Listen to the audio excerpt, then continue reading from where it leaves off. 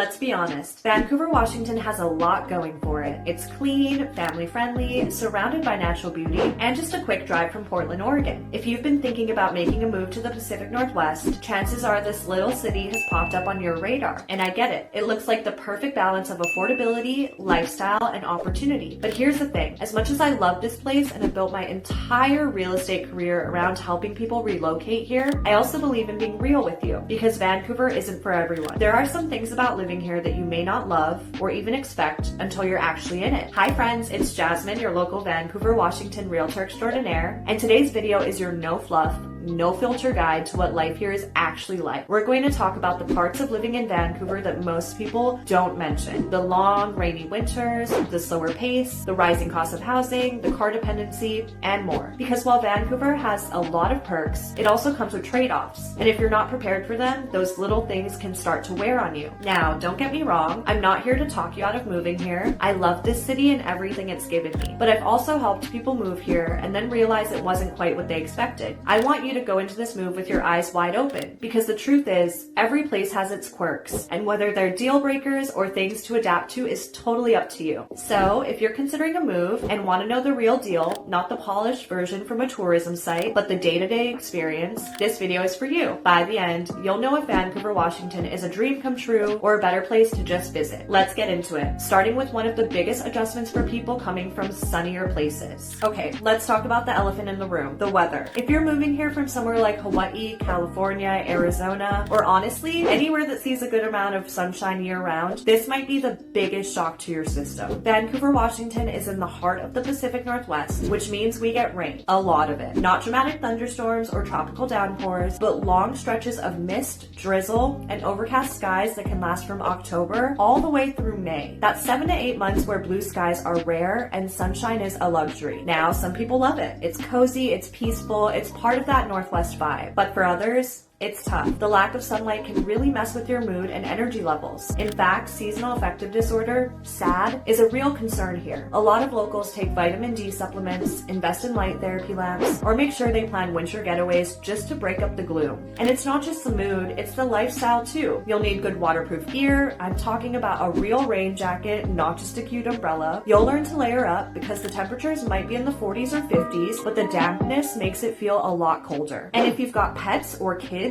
get ready for a lot of muddy paws and wet laundry. But here's the thing, it's not a deal breaker for everyone. If you enjoy that cozy sweater weather lifestyle or love the idea of sipping coffee while the rain taps the windows, you might actually find it charming. Just don't move here expecting sunshine and blue skies most of the year, because that's not what you'll get. So if sunshine is your lifeline, you might want to think twice, or at least plan to invest in some good sun lamps and book regular trips to warmer places. If you're coming from a big city like Seattle, Los Angeles, or Honolulu, Vancouver might feel a little quiet. And I mean that in the best way and the most honest way, because while it's peaceful, clean, and super family friendly, it's not exactly buzzing at midnight. Most restaurants and coffee shops close by 8 or 9 p.m., and late night dining options pretty limited. Don't expect 24-hour diners or bustling nightlife on every corner. If you're craving a night out at a rooftop bar, a jazz club, or even just want to grab boba at 10 p.m., you might be crossing the bridge into Portland or calling it a night early. And this slower pace of life, it's actually one of the things a lot of people love about Vancouver. It's calm, safe, and doesn't have that overwhelming hustle and grind energy. But if you thrive in environments where there's always something going on, or if you're used to spontaneous last-minute plans, this could be an adjustment. Don't get me wrong, Vancouver has great restaurants, breweries, and coffee spots. Just expect most of the action to be earlier in the day or during weekend community events. It's a different kind of lifestyle. Think more farmers markets and family barbecues, and less late-night dancing and crowded events. So, if you're the type of person who loves a slower, more relaxed rhythm, this could feel like paradise. But if you need that constant city energy, it might feel like something's missing. Let's talk about something that trips up a lot of people relocating here. Vancouver isn't a bargain market anymore. There was a time when it was one of the best kept secrets in the Pacific Northwest. People would cross the bridge from Portland and be amazed by the lower prices and bigger lots. But those days, pretty much gone. As of 2025, the median home price in Vancouver is floating around $5 $525,000 based on data from the RMLS and Redfin. And that's just for a standard single-family home. In highly desirable neighborhoods, think East Vancouver, Fisher's Landing, Philida, and parts of Salmon Creek, that number climbs quickly, especially if you're looking for a newer build, larger lot, or updated finishes. Now, is it still cheaper than Seattle or inner Portland? Yes, but the gap has narrowed. A lot of people moving here from out of state expect a major price drop compared to their current market, and while that's sometimes true, the expectation doesn't always match the reality. You're not going to find a move-in ready 4-bedroom home for $300,000 anymore, not unless you're way out in the outskirts or willing to take on a fixer-upper. Even new construction has become more competitive. Builders like Holt Homes, Lenner, and Urban Northwest are still active in places like Ridgefield and East Vancouver, but many of their homes are now starting in the $500,000s or higher, and that's before upgrades. Plus, don't forget the HOA fees that come with these developments, which can range from $40 to $100 a month depending on the amenities. If you're a first-time buyer, this can feel discouraging. And if you're relocating from a much smaller market, maybe the Midwest or a rural part of Hawaii, the sticker shock is real. Add in today's interest rates hovering around 6.5% to 7%, and suddenly your monthly payment might be a lot more than you imagined when you first started searching Zillow. And it's not just homeowners feeling the squeeze, renters are seeing it too. The average 2-bedroom apartment in Vancouver runs between $1,700 to $2,000 a month, depending on location and whether you're in a newer complex. You might get more space and parking compared to Portland, but the affordability many people associate with suburbia, it's just not what it used to be. So,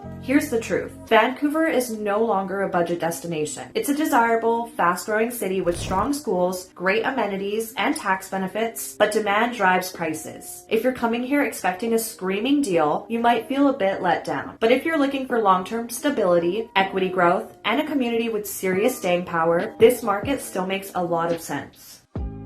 Here's the deal. Vancouver is not a super walkable city. It's a classic Pacific Northwest suburb, and unless you're living right in downtown Vancouver or near the waterfront district, you're probably going to need a car to get around. If you're relocating from a place like Portland, San Francisco, or even Honolulu, where you can walk to the store, the gym, or your favorite coffee shop, you might be surprised by how much driving becomes part of your daily life here. The neighborhoods are more spread out, and most residential areas don't have shops or restaurants within walking distance. Now, it's not all bad news. Traffic in Vancouver is significantly lighter than in Portland or Seattle, especially if you're commuting within the city. Most errands, appointments, or school drop-offs are about 10 to 20 minutes away, and there's usually plenty of parking wherever you go. So while you may not be walking everywhere, you're not stuck in a gridlock either. But let's talk about public transportation. Vancouver has C-Tran, which offers local bus routes and express services to Portland. It's clean, affordable, and reliable, but it doesn't come close to the TriMet system in Portland, which includes light rail, streetcars, and a wider network of transit routes. If you don't drive or prefer to rely on public transit, Vancouver may not feel as connected.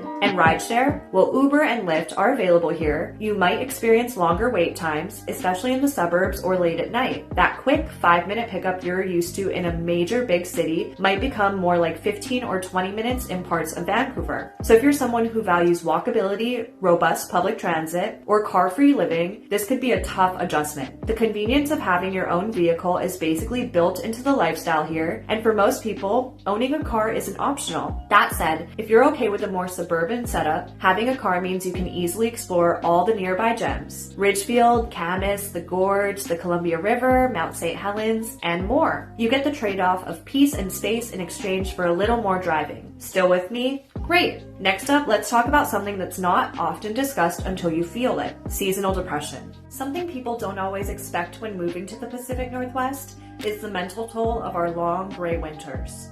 From late October all the way through May, Vancouver gets a lot of overcast skies, steady drizzle, and minimal sunlight.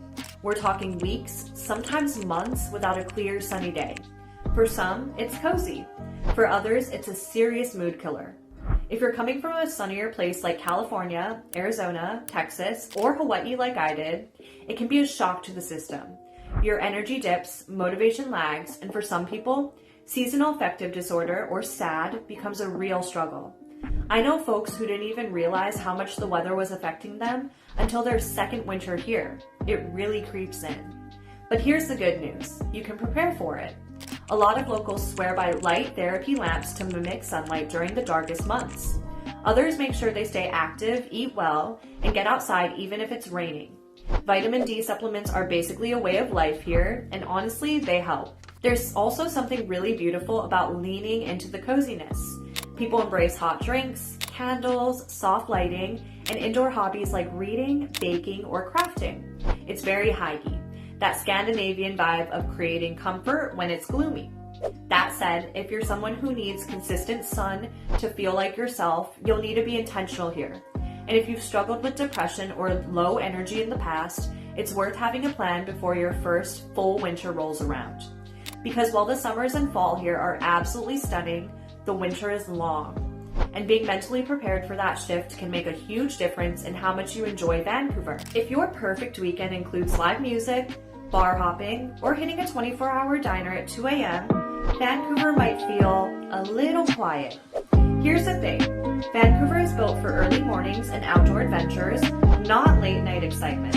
Most restaurants close by 9 or 10 p.m., and while you'll find a few bars and breweries, we're not exactly the city that never sleeps.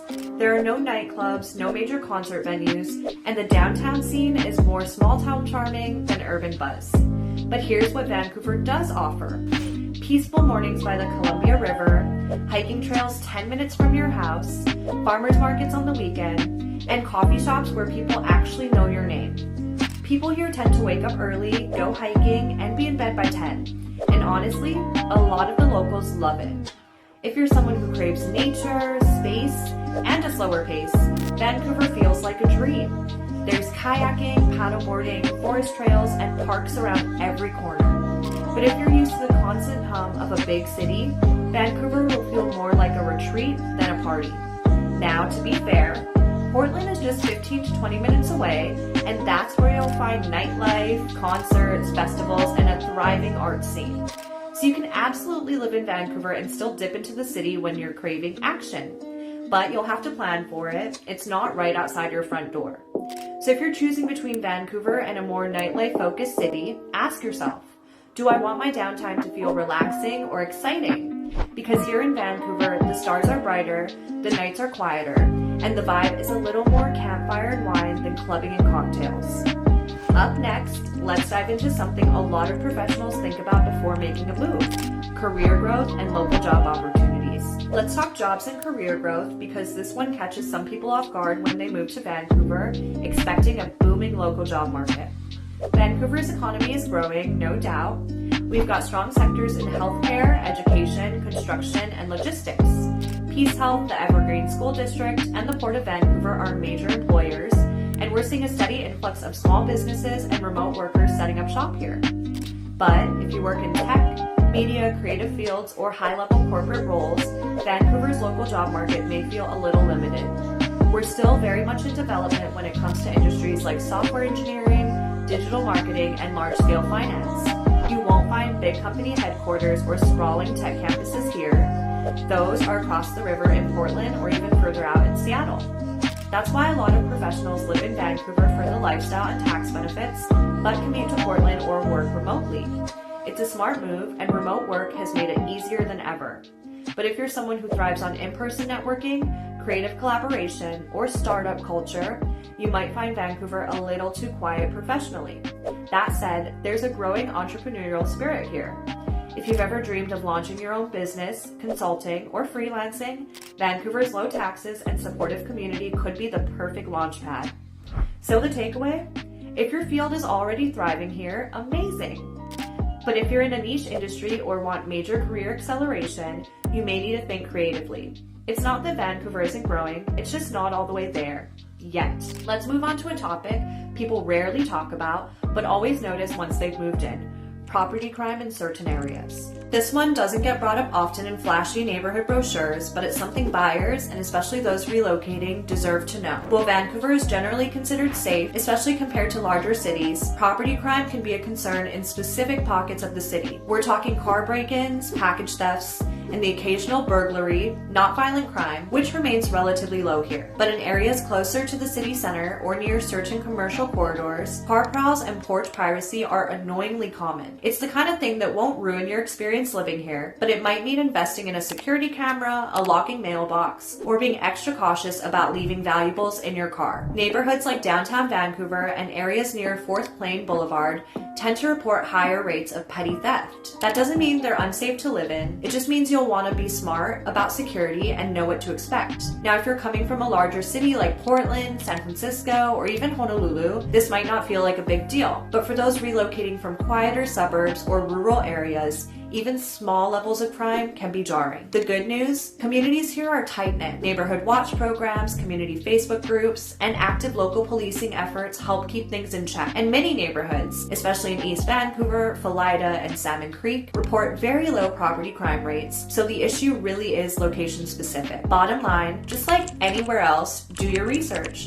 Ask your realtor, hi, it's me, which areas are safest, read crime maps, and don't let a few statistics scare you away. Just stay informed and prepared. Now let's dive into something that can be a real shocker for people used to city living: HOAs and suburban rules. Now this last one isn't necessarily a downside, but it is something people moving from out of state or out of region should be aware of. Vancouver, Washington may be growing fast, but at its core, it still feels like a tight-knit, small-town community with roots that run deep. Many residents have lived here 4 generations. Families own their homes long-term, and local businesses are supported by loyal regulars who have been going there for years. There's a sense of history and tradition here that's beautiful, but if you're coming from a larger, more transient city, it might feel different at first. People are friendly, but they're also grounded. Relationships take time to build. You might not get invited to the backyard barbecue right away, and if you're used to the constant churn of new faces and rapid social circles like in LA, Seattle, or even Portland, you may feel like an outsider at first. That doesn't mean you're not welcome. It just means this is a place that values consistency, trust, and time. The good news?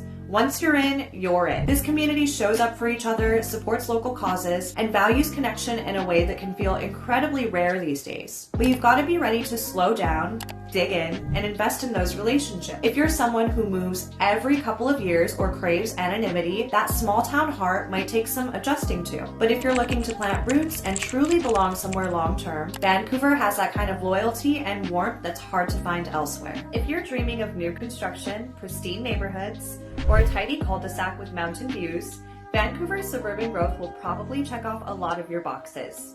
But with that picture-perfect living often comes something many first-time buyers aren't prepared for: HOAs. Homeowners associations are very common in Vancouver, especially in newer developments around places like East Vancouver, Orchards, and Ridgefield. And while some people love the structure and upkeep they provide, others feel limited by the rules. Here's what you can expect: monthly dues that typically range from $40 to $100 depending on the community. These funds often go towards maintaining common areas, landscaping, walking trails, or even community amenities like a clubhouse or pool. With that also comes restrictions on things like exterior paint colors, where you can park, how tall your grass can be, and even what kind of holiday decorations you're allowed to put up. Some HOAs are super relaxed, others not so much. And if you're someone who values personal freedom over uniformity, this can be a rude awakening. It's not a deal breaker for everyone, but it's definitely something to look closely at before buying. Ask for the CC&Rs, those are the rules, and read them. HOAs can be great for maintaining property values, but only if their guidelines align with your lifestyle. Vancouver, Washington is a beautiful place to live, with incredible access to nature, no state income tax, and a strong sense of community. But like any city, it's not perfect. If you need sunshine year-round, thrive on late-night excitement, or rely on public transit, some parts of Vancouver might feel like a tough adjustment. And if you're coming here expecting the prices of 10 years ago, the reality of our competitive housing market might catch you off guard. But here's what I always say: there's no such thing as a perfect city, only the right fit for the lifestyle you want to build. Vancouver may not be for everyone, and that's okay. But if you're drawn to a quieter lifestyle, value stability, and want to be close to both nature and opportunity, this could be your place to thrive. I'd love to hear from you. What part of Vancouver would be the hardest for you to adjust to? Or if you already live here, what do you wish someone had told you before you moved? Drop your thoughts in the comments. I read every single one. And hey, if you're thinking about relocating to Vancouver, or you just want someone local to guide you through the process of buying or selling a home, I'm here to help. You can fill out my buyer questionnaire linked in the description or browse homes directly on my website. Thank you so much for watching. Don't forget to like, subscribe, and share this with someone who's thinking about making the move. I'm Jasmine, your Vancouver, Washington Realtor extraordinaire, and I'll see you in the next one. Bye!